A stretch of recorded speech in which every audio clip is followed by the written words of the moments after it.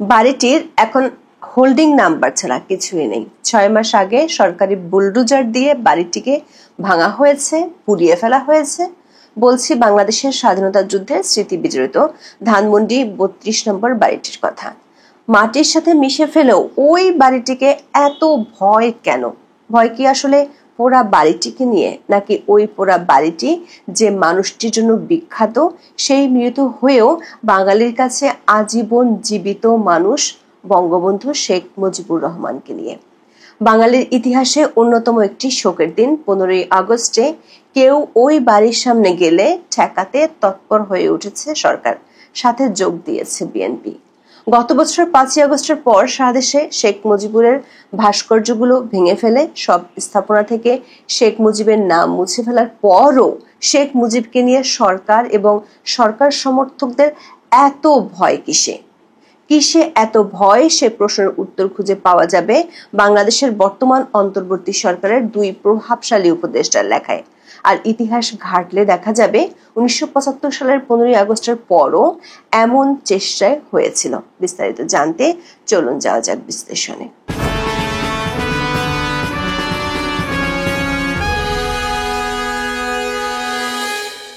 15ই August Bangabandhu Sheikh Mujibur রহমানের 50তম প্রাণ দিবস।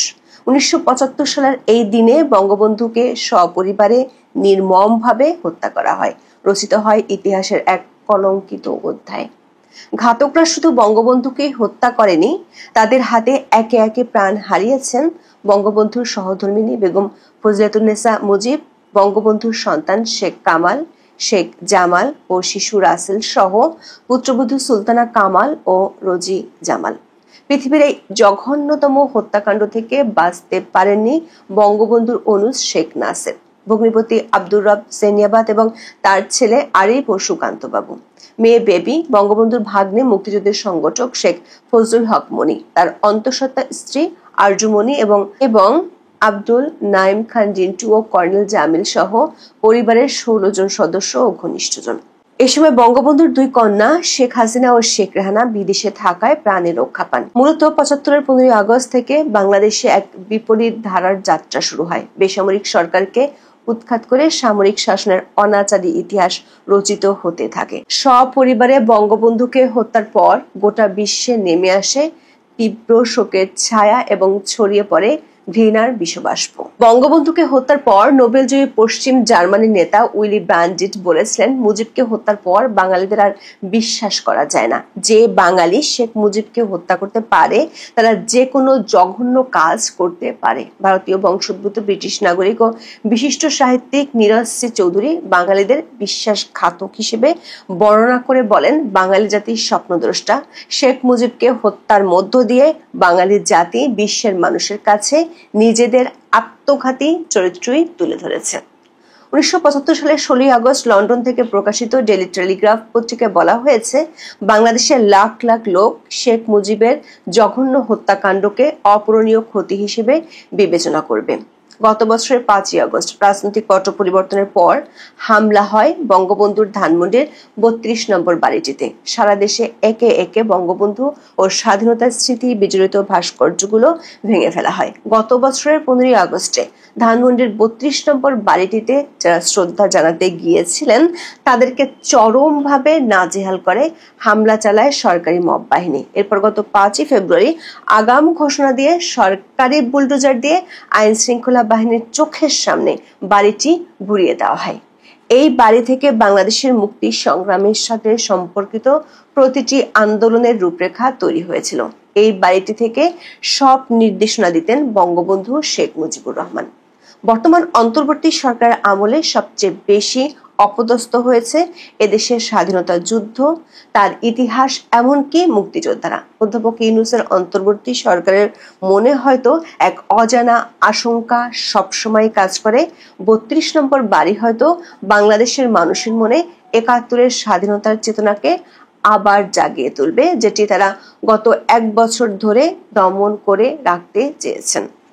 ধানমন্ডির 32 নম্বর বাড়িটির এখন হোল্ডিং নাম্বারটা ছাড়া কিছুই নেই। বছর ঘুরে 15ই আগস্ট আসতে না আসতেই সরকারের মনে সেই 32 নম্বর নিয়ে শঙ্কা জাগলো। সরকার প্রেস সেক্রেটারি নব্য ফেসিবাদী বয়ান দিলেন, কেউ 32 নম্বরে যেতে পারবে না। এরই মধ্যে আওয়ামী লীগ সমর্থিত একটি অনলাইন গ্রুপ থেকে ঘোষণা আসলো, ফানুস উড়াবে তারা। সরকার এক অনলাইন ঘোষণায় ভয় পেয়ে গেল। ডিএমপি জারি করলো ফানুস উড়ানোর নিষেধাজ্ঞা। তবে সরকার ভয়কেও ছাড়িয়ে গেছে বিএনপির কর্মকাণ্ড। 14ই আগস্ট সারাদিন ধরে পুলিশ 32 নম্বরের রাস্তাটি বন্ধ করে রেখেছিল, কেউ যাতে জড়ো হতে না পারে সেজন্য আগে থেকে কড়া সতর্কতায় ছিল অধ্যাপক ইউনূসের পুলিশ বাহিনী। কিন্তু সন্ধ্যা হতে না হতেই সে বাধা শিথিল হয়ে যায় বিএনপির জন্য। বিএনপির কয়েকজন নেতাকর্মী মিছিল করে, সেখানে তারা ছাত্রলীগ সন্দেহে এক শিবির নেতাকে উত্তম মধ্যম দেয়। গত বছরের মতোই 32 নম্বরের সামনে মবের রাজত্ব কায়েম করে বিএনপি সমর্থিত লোকজন। আওয়ামী লীগ সন্দেহে তারা কয়েকজনকে পুলিশেও দেয়। প্রশ্ন হলো, সরকার এবং বিএনপির 32 নম্বরের পোড়া বাড়িটির প্রতি এত ভয় কেন? পোড়া বাড়িটির প্রতি ভয় নাকি বাড়িটির মানুষটির প্রতি ভয়?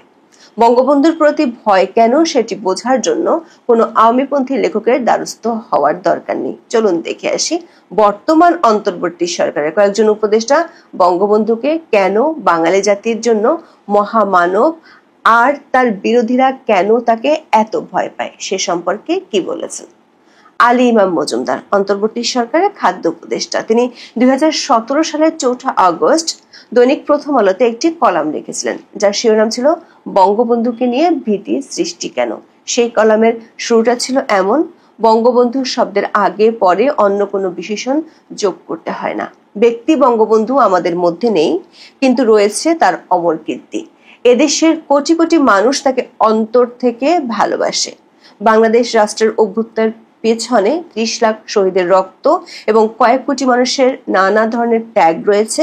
এই পথযাত্রায় সর্বশ্রেষ্ঠ সংগঠক ও নেতা ছিলেন বঙ্গবন্ধু। তিনি জাতির পিতা, এটা কেউই ভুলতে পারে না। তার রেখে যাওয়া দলটি কিংবা এর কোনো অঙ্গ সংগঠনের নেতা কর্মীর বাড়াবাড়ি যাই থাকুক না কেন, বঙ্গবন্ধু স্থান করে নিয়েছেন এসব কিছুর ঊর্ধ্বে। বঙ্গবন্ধুকে স্মরণ করার ক্ষেত্রে বাংলাদেশের মানুষ কতটা আলাদা সেটিও লিখেছিলেন আলী ইমাম মজুমদার। বলেছিলেন, ভারতে মহাত্মা গান্ধীর খুনি নথুরাম গোডসে ফাঁসি হওয়ার দিনটিকে একটি প্রভাবশালী সংগঠন শহীদ দিবস হিসেবে পালন করে, কিন্তু বাংলাদেশে বঙ্গবন্ধুর অবস্থান দলমত, জাতি, ধর্ম ও শ্রেণী বিভাজনের ঊর্ধ্বে। এটাকে আড়াল করার প্রচেষ্টা চলেছিল দীর্ঘ 21 বছর, কিন্তু দেয়াল ভেঙে মহাপরাক্রমে জাতির জীবনে প্রতিষ্ঠিত হয়েছে অশরীরী বঙ্গবন্ধু। মানুষ তাকে আপন ভাবে সম্মান করে ও ভালোবাসে, কিন্তু ভয় পায় না। তবে আলী ইমাম মজুমদারকে কয়েকশো গুণ ছাড়িয়ে গিয়েছিলেন আইন উপদেষ্টা অধ্যাপক আসিফ নজরুল। 2020 সালের 17 মার্চ বঙ্গবন্ধুর জন্মদিনে আসিফ নজরুল বঙ্গবন্ধুকে নিয়ে অনবদ্য কবিতাই রচনা করেছিলেন, শেয়ার দিয়েছিলেন ফেসবুকে। লিখেছিলেন, প্রিয় বঙ্গবন্ধু, আমার ভালোবাসা নিন, আমি আপনাকে ভালোবাসি। দর্শক, আপনার হয়তো নিজের কানকেও অবিশ্বাস্য মনে হতে পারে, আসিফ নজরুল সত্যিই বলেছিলেন তিনি বঙ্গবন্ধুকে ভালোবাসেন। তিনি আরো লিখেছিলেন, বঙ্গবন্ধু, আপনাকে ভালোবাসতে হলে আওয়ামী লীগ হওয়ার প্রয়োজন নেই, প্রয়োজন নেই লোভী হওয়ার কিংবা ভীতু হওয়ার, একচোখা বা মন গড়া ইতিহাস পড়ার গড়ার। তাহলে কি লাগে বঙ্গবন্ধুকে ভালোবাসতে?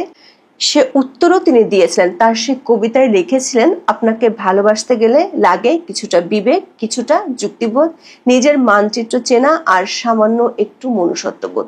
দর্শক, এই প্রশ্ন তো তাহলে আসতেই পারে, 5ই ফেব্রুয়ারি যখন ধানমন্ডি 32 নম্বর বাড়িটি সরকারি বুলডোজার দিয়ে ভাঙা হচ্ছিল, তখন আসিফ নজরুলদের মধ্যে মনুষ্যত্ববোধ আর কিছুই বাকি ছিল কিনা?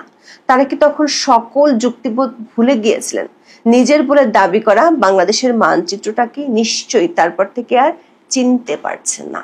আসিফ নজরুল সেই কবিতায় বঙ্গবন্ধুকে স্মরণ করে লিখেছিলেন, আপনি তুলনাহীন আত্মত্যাগে, সাহসে আর দেশপ্রেমে, কারণ আপনি না জন্মালে সেদিন স্বাধীন হতো না বাংলাদেশ, আর আমিও আজকে থাকতাম না আমার জায়গায়, আমরা কেউ থাকতাম না আমাদের জায়গায়। আসিফ নজরুলরা উপদেষ্টা হয়েছেন বাংলাদেশ সরকারের। সেই দেশটির জন্মের পিছনে সবচেয়ে বেশি অবদানই বঙ্গবন্ধুর, সেই স্বীকারও করেছিলেন আসিফ নজরুল। দর্শক, আপনার মনে হতে পারে একবার ভুল করে আসিফ নজরুল হয়তো কবিতাটি লিখে ফেলেছিলেন কিনা, তবে তিনি আরো লিখেছিলেন। দৈনিক প্রথম আলোতে 2020 সালের 16 আগস্ট অধ্যাপক আসিফ নজরুলের একটি কলাম ছাপা হয়, যার শিরোনাম ছিল কেন ভালোবাসি বঙ্গবন্ধুকে। বঙ্গবন্ধুর সব অবদানের কথা তিনি ওইখানে তুলে ধরেছিলেন। এমনকি বাংলাদেশ স্বাধীন হওয়ার পর শাসক হিসেবে বঙ্গবন্ধুর যে সমালোচনা, তারও তিনি প্রতিবাদ করেছিলেন সেই লেখায়।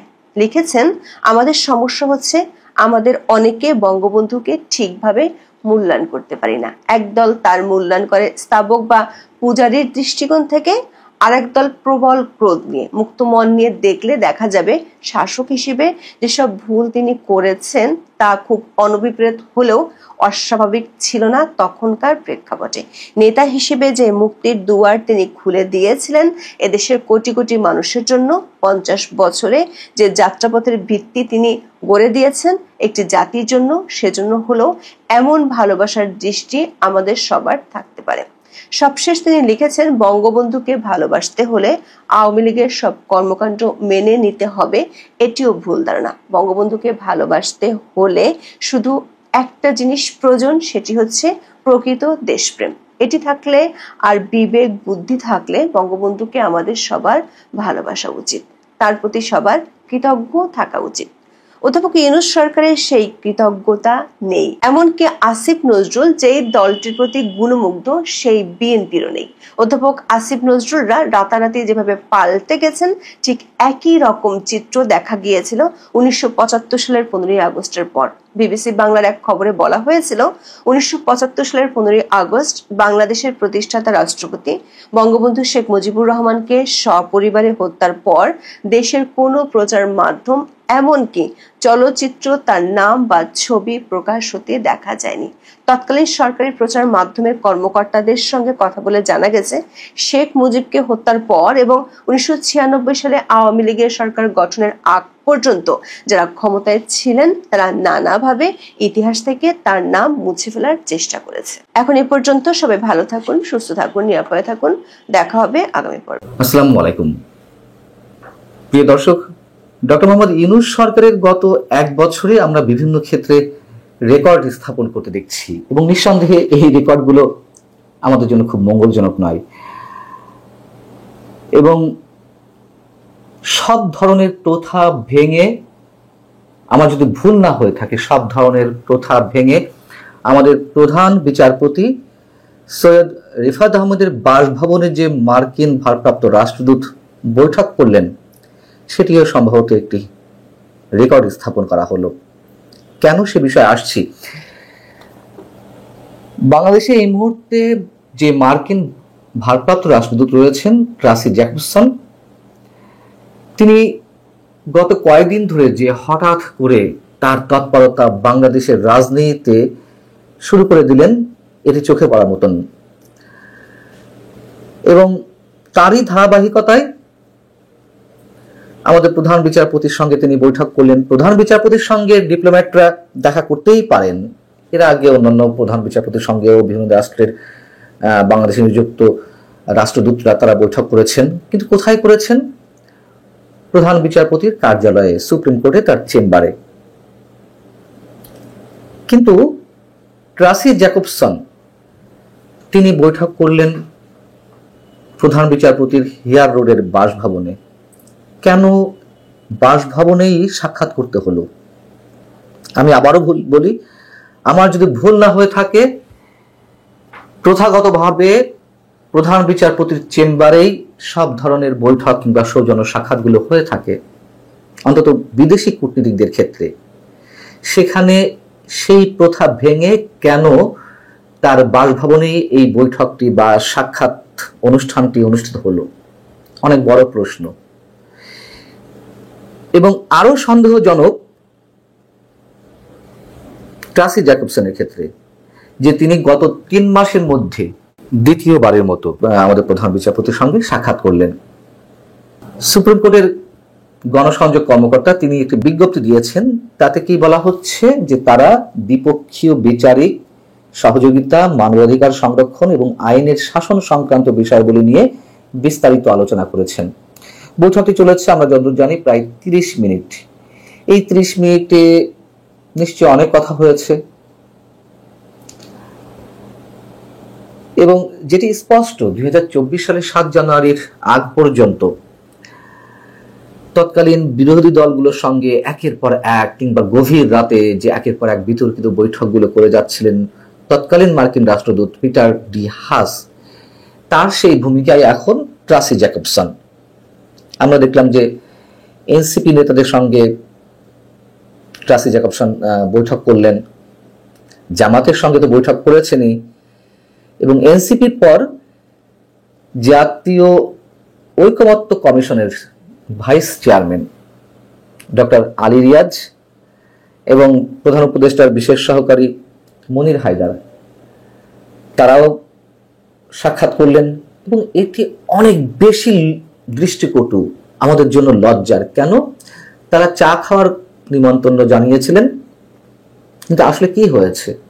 ডক্টর আলী রিয়াজও যে বক্তব্য দিয়েছেন, কমিশনের অন্যতম প্রভাবশালী সদস্য ডক্টর বদিউল আলম মজুমদার তিনিও একই কথা বলেছেন যে তারা জানতে চেয়েছিলেন আমাদের সংস্কার কার্যক্রমের কি অবস্থা, কতদূর এগিয়েছে, এবং তারা রীতিমতো ব্রিফ করে এসেছেন। এর আগে লন্ডনে ট্রাসি জ্যাকবসন দেখা করলেন বিএনপির ভারপ্রাপ্ত চেয়ারম্যান তারেক রহমানের সঙ্গে। এটিও একটি নজির স্থাপন করা হয়েছে। তারেক রহমান তো দীর্ঘদিন প্রায় 17-18 বছর লন্ডনে রয়েছেন। আর কোন রাষ্ট্রদূত তো তারেক রহমানের সঙ্গে দেখা করেননি। এখন বলতে পারেন যে তারেক রহমান তো মামলা আসামি ছিল, মাত্র কিছুদিন আগে তিনি সব মামলা থেকে অব্যাহতি পেয়েছেন, যদি একটা মামলা এখন আপিল শুনানি চলছে সুপ্রিম কোর্টে।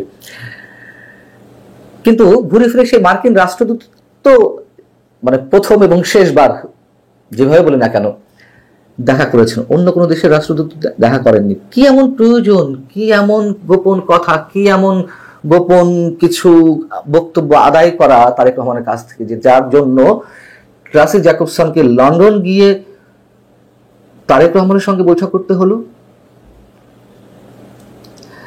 শেখ হাসিনা সরকারের পতনের জন্য যে আন্দোলনটি অনুষ্ঠিত হয়েছিল, মানে সংগঠিত হয়েছিল, সেখানে যুক্তরাষ্ট্রের যেই প্লট নির্মাণ করা ছিল সেটা অনবরত বলা হচ্ছে, অনেকেই বলছেন, আমিও অনেকবার বলেছি, এটি নতুন কিছু নয়।